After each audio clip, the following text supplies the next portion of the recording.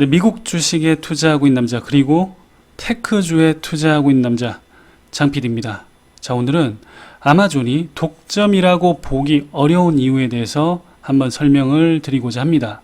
조금 의아해 하실 수 있는데, 야, 너 배신 아니냐? 너 원래 스몰캡 좋아하고 그런 거 아니었어? 뭐 이렇게 생각하실 수 있는데, 저는 사실 테크주에서도 그냥 성장을 잘하는 그런 회사를 좋아합니다. 그래서 아마존도 조금 이제 투자를 하고 있고, 제가 스몰캡만 좋아하는 건 아니고 절대 아시겠지만, 여러분도 아시겠지만 테슬라에 억 단위 이상을 투자를 이미 한 사람이기 때문에 그냥 테크주 중에 성장성이 굉장히 좋은 테크주를 좋아한다, 그 정도로 이해를 해주시면 좋을 것 같습니다. 그냥 저희는 성장 잘하고 우리한테 이득을 많이 갖다 주고 그러면 크든 작든 다 좋은 거 아니겠어요? 그죠? 솔직히. 자, 그래서 바로 한번 시작을 해보도록 하겠습니다. 자, 미국의 반독점 역사에 대해서 좀 간략하게 설명을 드리면, 스탠다드 오일이라는 회사는 여러분들 아실 겁니다. 석유회사. 그 회사가 1911년도까지 존속을 했는데, 이 회사가 1990년도 즈음에는 미국 내 시장 점유율이 한 90% 가까이 차지한 독점 기업이었습니다. 그래서 여기 보시면 록펠러라는 이 양반이, 이분이 우리는 어렸을 때 록펠러 하면 굉장히 좀 좋고 훌륭한 사업가고 성공한 사업가고 그렇게 생각을 했었는데, 알고 보니까 이 경쟁 상대들을 그렇죠, 회유와 협박을 통해서 다 이제 자회사화 시키고 M&A 시키고 이렇게 해서 시장을 완전히 장악을 했었죠. 나중에 그러다가 미국이 이제 법률을 통해서 이 독점 회사를 쪼개버렸고요. 그래서 34개 회사로 쪼개졌고, 여러분들 아시는 것처럼 엑슨모빌, 뭐 쉐브론 이런 회사로 다 각각 분리가 되었습니다. 그리고 이 지금 사례는 너무 오래됐잖아요, 사실. 이때 언제입니까? 솔직히 보면 1890년도 이럴 때는 저희 보자, 우리가 일제시대도 전이었네. 아무튼 너무 오래됐잖아요, 사실. 그래서 조금 우리가 와닿게 볼 수 있는 사례는 마이크로소프트 사례가 있습니다. 1998년도에 미국 법무부에서 마이크로소프트사를 반독점법 위반으로 기소를 했습니다. 그 이유가 뭐냐면 브라우저를 끼워 팔았기 때문입니다. 그러니까 소위 말하면 요즘으로 치면 약간 어떻게 보면 결합 판매 혹은 뭐 통합 판매라고 볼 수 있는데, 이게 뭐냐면 우리가 이제 윈도우즈를 판매를 할 때, 윈도우즈는 OS니까 이걸 선택을 당연히 할 수밖에 없겠죠. 왜냐하면 마이크로소프트가 PC 시장의 거의 독점 사업자였기 때문에. 그래서 윈도우즈 OS를 판매를 할 때 인터넷 익스플로러, 인터넷 IE, 그렇죠, 익스플로러를 통합해서 이거를 같이 팔았다라는 거예요. 그러면 윈도우즈를 선택을 하면 IE는 무조건 따라올 수밖에 없는 거예요. 자, 그러니까 사실 안 쓸 수가 없는 거죠. 그래서 그때 당시에 브라우저의 시장이 넷스케이프라고, 조금 뭐 지금 40대 분들은 아실 겁니다. 30대 뭐 후반 분들도 좀 아실 거고, 근데 자기가 30, 40대가 아닌 척 하려고 일부러 아는 걸 모른다라고 하시면 굉장히 곤란해요. 아무튼 넷스케이프라는 회사가 있었는데 72%의 시장 점유율을 차지를 하고 있었습니다. 마이크로소프트는 18%밖에 안 됐고요. 그런데 요런 통합 판매 방식을 통해서 점유율이 뒤집혀 버렸고, 1998년도에 넷스케이프는 매각이 되고야 맙니다. 그래서 이런 식으로 자기가 어떤 시장 내에 이미 가지고 있는 굉장히 우월적인 독점적인 그런 지위를 활용해서 다른 어떤 상품을 출시를 할 때 그것도 굉장히 우월적인 지위를 또 사용을 할 수 있다라는 거죠. 그래서 요게 법무부 쪽에서 이슈를 제기를 했는데, 일단은 처음에는 법무부에 기소 의견을 들어줬습니다. 그런데 연방법원이 2년 뒤에 이 입장을 바꿨습니다. 뒤집은 거죠. 처음에는 어제는 네가 잘못했다, 오늘은 괜찮은 것 같다, 뭐 이런 식으로 이제 2년 만에 바꿨어요. 그 이유가 뭐냐면, 자, 첫 번째는 윈도우즈의 익스플로러를 끼워 팔았더라도 소비자에게 편리와 유용함을 제공했다. 일단 결국은 소비자에게 이게 도움이 되었냐? 예를 들어서 너가 이거를 소비자에게 끼워 팔았는데, 자, 잘 보세요. 우리가 자동차를 그러니까 뭐 예를 들어서 자동차를 샀는데 이 자동차에 필수적으로 사이드 미러 2개 들어가고 그 다음에 뭐 백미러 이렇게 들어가야 되는데 이 백미러와 사이드 미러를 굉장히 시장가보다 비싸게 팔면 이거는 굉장히 야비하고 치사한 거죠, 솔직히. 그런데 그게 아니고 마이크로소프트가 익스플로러를 끼워 팔았는데 이게 소비자에게 편리함과 유용함을 줬다라는 거예요. 그러니까 막 이게 굉장히 비싸게 팔고 그런 게 아니고 편리함과 유용함을 제공을 해줬기 때문에 괜찮았다라는 거고, 두 번째는 소비자의 선택을 위해서 경쟁사와 경쟁을 했다라는 거예요. 여기 보시면 넷스케이프가 사실은 어찌 보면 시장의 독점 사업자였죠. 독점을 너네들이 오히려 마이크로소프트가 인터넷 익스플로러를 IE를 출시를 해서 독점 시장에서 경쟁 관계를 만들었다는 거예요. 그렇기 때문에 이게 변화해온 과정이지 이게 뭔가 마이크로소프트가 뭔가 독점을 활용해서 또 소비자들에게 가격을 전가시킨 게 절대 아니라는 겁니다. 자, 그래서 2년 만에 결국 법원은 기존에 판단했던 걸 뒤집고 마이크로소프트는 아무런 잘못이 없어라고 결론을 내렸습니다. 자, 이게 제일 최근에 반독점 이슈에서 나온 사례고요. 자, 그러면 우리가 독점이란 무엇인가 한번 생각을 해보자고요. 자, 첫 번째, 독점이란 회사가 독점으로 분류가 되려면 해당 제품이 한 부문이나 산업 내에서 대체제가 일단 없어야 됩니다. 거의 대체제가 없고 완전히 또는 거의 통제를 해야 됩니다.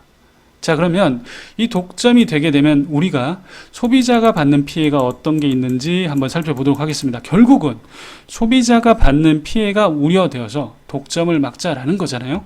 자, 기업이 독점을 하게 되면 일단은 그 지위를 이용을 해서 가격을 고정하고 인위적으로 희소성을 만들어 버립니다. 그걸 통해서 가격을 부풀려 버리고요. 불공정한 사업상의 이점을 창출을 할 수 있습니다. 그리고 새로운 사업자를 효율적으로 아주 손쉽게 제거를 할 수 있고 소비자에게 제품 선택권이 없는 시장을 만들어서 경쟁을 억제를 계속 할 수 있습니다. 조금 어려운 말인데 이게 뭐냐면 결국은 소비자에게 피해를 입힐 수 있다는 거예요. 피해를 입힐 수 있다라는 거죠. 가격을 고정하고 인위적으로 희소성을 만들어서 가격을 부풀려 버릴 수 있다라는 겁니다. 그렇죠. 그래서 결국은 소비자가 피해를 입게 되니까 그것 때문에 미국이란 나라가 독점에 대해서 예전에 스탠다드 오일 때 굉장히 큰 피해를 받았기 때문에 기를 쓰고 막으려는 거예요. 자, 그러면 지금 현재 독점 이슈가 부각된 빅테크 기업들을 한번 살펴보도록 할게요. 첫 번째가 구글이고요. 두 번째 페이스북, 애플, 그리고 아마존이 있습니다. 마이크로소프트는 조금 예외입니다. 지금 굉장히 웃긴 게 마이크로소프트가 뒤에서 설명드리겠지만 독점으로 보면 더 독점이에요, 사실은. 그런데 마이크로소프트는 예전에 한번 이런 사례가 있어서 그런지 몰라도 이번에 형은 좀 빠져 있어. 뭐 약간 이렇게 된 것 같아요. 형은 한번 고초를 겪었잖아. 그러니까 우리가 이번에는 조금 한 물러서도록 할게. 뭐 이렇게 한 느낌적인 느낌이 있습니다. 자, 그래서 왜 아마존이 좀 억울한 거예요. 그래서 이제 아마존이 어떤 얘기를 하냐면, 야, 솔직히 나는 독점 아니다. 나는 좀 빼줘. 이런 얘기를 합니다. 그래서 요런 현상이에요. 지금 이든이 형이 요렇게 한 거죠. 꼭 그렇게 뭐 다 가져가야 이제 속이 후련하냐. 뭐 이렇게 이제 얘기를 했는데, 성대모사를 하고 싶었지만, 조금 제가 실력이 미진한 관계로. 그렇게 딱 했는데, 이제 요렇게 소리쳤다가 나중에 알고 보니까, 쪼니 형은 나가 있어. 뭐 이렇게 또 얘기를 한 거예요. 그래서, 이게 무슨 사례인가 하나하나 이제 예시를 들면서 제가 좀 설명을 드릴게요. 자, 구글의 사례부터 먼저 한번 살펴보도록 하겠습니다. 스타티스타의 자료에 의하면 구글은 전 세계 검색 시장에 88%를 장악을 하고 있습니다. 검색 시장에. 여기 보시면 거의 이 정도까지 올라와 있죠. 그래서 구글 말고는 뭐 야후, 뭐 바이두 이렇게 있는데 네이버는 어디가 있지? 네이버 여기쯤에 있나?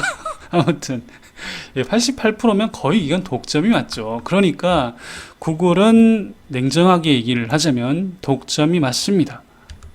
그리고 두 번째 사례, 구글과 애플의 OS 시장을 한번 살펴보도록 할 텐데, iOS와 안드로이드 OS는 전 세계 모바일 OS 시장의 점유율에 이것은 너무 웃겨요. 99%를 차지합니다. 여기 보시면 안드로이드 OS고요. 여기 이제 iOS가 있죠. 요거 두 개를 합치면 99%, 99%입니다. 자, 이런 거를 여러분, 이런 것들을 우리가 독점이라고 얘기를 하는 겁니다. 그렇죠. 자, 세 번째, 마이크로소프트와 애플은 윈도우즈와 OS X는 맥OS라고 생각하시면 되고요. 전 세계 대탑 점유율의 89%를 차지를 합니다. 여기 보시면 마이크로소프트 윈도우즈, 그 다음에 맥OS. 이렇기 때문에 거의 이것도 독점이라고 볼 수 있죠. 자, 이 세 가지 사례는 독점이 맞습니다. 그렇죠. 여러분들이 보셔도 야, 이건 독점이 맞네. 야, 이거는 내가 아무리 좀 봐주려고 해도 독점이 맞다. 자, 이렇게 생각이 들죠. 그렇기 때문에 유럽이나 다른 나라들이 그렇게 길을 쓰고 구글이나 페이스북이나 이런 쪽을 압박을 하는 겁니다. 자, 마지막으로 네 번째 사례, 페이스북 사례를 보시면 페이스북도 전 세계 소셜미디어 점유율의 76%를 차지합니다. 야, 진짜 어마어마하지 않습니까? 76%. 야, 정말 이 정도로 좀 압도적인 수치를 보여주고 있는데, 자, 그러면 이번에 아마존을 보겠습니다. 보시면 아마존은 전 세계 전자상거래의 13%를 차지하고 있습니다. 여러분 좀 놀라셨죠, 솔직히. 아마존이 생각보다 점유율이 되게 낮아요. 그러니까 이제 사람들이 아마존이 워낙 위대한 기업이고 아마존이 워낙 큰 기업이고 성장 속도도 빠르고 그러니까 전 세계 전자상거래에 굉장히 많은 포션을 차지하고 있지 않을까 이렇게 생각하시는 분들이 많은데 13%밖에는 차지를 하지 못하고 있고요. 여기 보시면 알리바바가 14%, 그 다음에 여기 보시면 징둥도 9%, 타오바오 15%, 여기 보시면 이베이 뭐 쭉 있고, 로쿠텐 있고, 월마트도 있고, 레스트 오브 더 웹, 다른 사업자들도 37%나 된다라는 거죠. 그러니까 아직 이커머스 시장은 굉장히 어떤 특수한 사업자가 50%에서 뭐 70%를 가져가는 그런 시장이 절대 아니라는 겁니다. 자, 그리고 두 번째 굉장히 놀라운 사실을 하나 말씀드리도록 할게요. 이거는 여러분들 중에 굉장히 모르시는 분들이 많을 겁니다. 자, 두 번째, 짜잔! 이거 보시면, 자, 20년 매출 기준으로 아마존이 오프라인을 포함한 전체 소매 판매에서 월마트보다도 여전히 작습니다. 여러분들 이거 모르시는 분들 굉장히 많을 거예요. 아니, 월마트가 이미 아마존한테 개발인 거 아니야? 야, 월마트 뭐 이미 거의 화물관 업체 아니 이렇게 생각하시는 분들이 굉장히 많은데 월마트가 아직도 아마존보다 더 매출이 큽니다. 그러니까 미국에서도 전체 소매 판매에서는 아마존이 1등이 아닙니다, 여러분. 2등입니다, 2등. 여기 보시면 자, 월마트의 매출이 59 빌리언 달러니까 559조. 대략 그 정도 되고요. 그 다음에 386 빌리언 달러 2020년 기준으로 그러니까 아직도 아마존이 조금 더 따라가야 합니다. 물론 아마존의 그래프가 훨씬 더 드라마틱하게 그래프가 가파르긴 합니다. 그런데 자, 월마트 여전히 크고 월마트의 지금 상위 100개 소매 업체 전체 매출을 100으로 봤을 때 월마트가 차지하는 매출 비중은 17.7%밖에는 아직 차지하지 못하고 있어요. 그 말인즉슨 아마존은 이 상위 100대 소매 업체 매출 중에 11.7%밖에 아직은 차지하지 못하고 있습니다. 이런 사업자를 우리가 독점 사업자라고 할 수 있을까요? 물론 뒤에 나오는 요 내용을 보면 조금 이해는 갑니다. 자, 어떤 내용이냐면 아마존이 전자상거래 이커머스만 보면 독보적인 사업자가 맞습니다. 자, 40%의 점유율을 가지고 있고요. 자, 40% 가지고 있는 것도 괜찮아요. 그런데 이게 뭐가 문제냐면 1위와 여기 보시면 2위 사업자 간에 이게 보시면 게임이 안 돼요. 그러니까 여기는 솔직히 대체제가 조금 없다라고 볼 수 있습니다. 예, 그러니까 1, 2위 간 격차가 너무 벌어져도 이건 약간 어찌 보면 뭐 아이폰과 이제 LG전자폰 같은 그런 느낌이랄까. 예, LG전자를 저는 좋아하는데 여러분 뭐 이렇게 너무 웃자고 하는 얘기니까 너무 심각하게 받아들이시지 마시고, 그러니까 실질적인 이커머스 쪽에서는 경쟁 상대가 없어서 대체제가 마땅치 않다라는 거죠. 여기 보시면 뭐 이베이, 그냥 코스트코, 베스트바이 뭐 이런 게 있는데 조금 애매하긴 합니다. 나머지는 진짜 고만고만해요. 고만고만. 두 번째 세컨 티어, third 티어 뭐 이 정도 되겠네요. 보니까. 요런 게 좀 있는 것 때문에 이거에 대한 우려 때문에 조금 그런 게 있다라는 거. 자, 그리고 전 세계적으로 봐도 지금 북미와 서유럽 쪽에는 아마존이 성공을 한 게 맞습니다. 하지만 브라질에서는 5.9%, 멕시코에서 4.1%, 중국에서는 1% 미만이고요. 이거는 뭐 거의 진짜 의미가 없을 정도로 낮습니다. 그리고 싱가포르에서는 20% 미만의 점유율을 가지고 있는데 절대 노력이 부족해서가 아니고요. 아마존이 굉장히 많은 리소스를 투자한 게 맞습니다. 그런데 동남아의 아마존인 C리미티드라는 회사가 또 있고, 중국의 알리바바, 징동 있고요. 남미의 메르카도 리브레 있죠. 뭐 이 회사도 유명하니까 아실 거고, 아마존의 대항마는 물론 미국 내선 아니지만 글로벌리 이커머스 시장에서 아마존의 대항마는 충분히 존재하는 게 맞습니다, 여러분. 그렇기 때문에 아마존을 독점으로 보기는 좀 힘들다라는 겁니다. 자, 그래서 오늘 제 개인 생각을 좀 말씀드리면, 아마존은 미국 이커머스의 지배적이긴 하지만 여전히 소매 시장에서는 아까 11.2% 3% 그 정도의 영향력으로 아직까지 전체 소매 시장으로 봤을 때는 영향력이 작은 게 맞습니다. 그리고 그런데 이런 생각을 할 수 있죠. 그런데 왜 미국 행정부가 그렇게 했을까? 그러니까 미국 행정부는 결국은 수년 뒤에, 지금 결국은 오프라인 시장은 점점 줄어들고 있고 온라인화가 계속해서 진행되고 있는데, 결국은 수년 뒤에 이커머스의 아마존이 소매 전체 시장에서 막강한 영향력을 행사할 가능성이 높다라고 판단을 한 것 같습니다. 그래서 지금부터 압박해야 늦출 수 있다라고 판단을 한 것 같고요. 이건 물론 제 그냥 개인 피셜입니다. 그런 것들 때문에 지금부터 압박의 수위를 계속해서 높이면서 시간을 조금이라도 뒤로 늦추려는 것 같습니다. 그리고 세 번째는 이런 빅테크와 협상 카드로 활용할 가능성이 굉장히 높습니다. 일자리라든지 세금이라든지 아니면 다른 쪽으로 투자를 계속해서 해줘야 된다 라고 이제 미국 정부가 압박을 하는 수단으로 활용할 수 있다라는 거죠. 그리고 마지막으로 아마존 혹은 페이스북 혹은 뭐 애플, 구글 가만히 있겠습니까? 절대 가만히 있지 않습니다.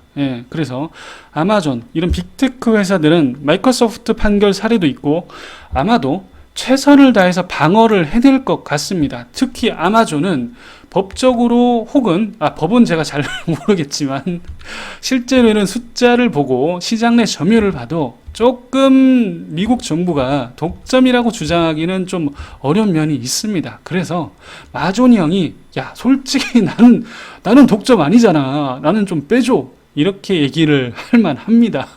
자, 그래서 오늘 여러분들이 생각할 때 아마존이란 회사가 워낙 위대한 기업이니까 독점이고, 이런 독점을 반독점으로 미국 정부가 막으려는 시도가 굉장히 합리적이지 않을까라고 생각하시는 분들이 많을 텐데, 실제로 숫자만 보면 아마존이 다른 빅테크 플랫폼 대비해서는 아직까지 독점이라고 보기 어려운 팩트들을 좀 설명을 드렸습니다. 자, 오늘 하루도 여러분들 투자의 건승을 기원을 하고, 오늘도 긴 얘기 또 들어주셔서 감사합니다.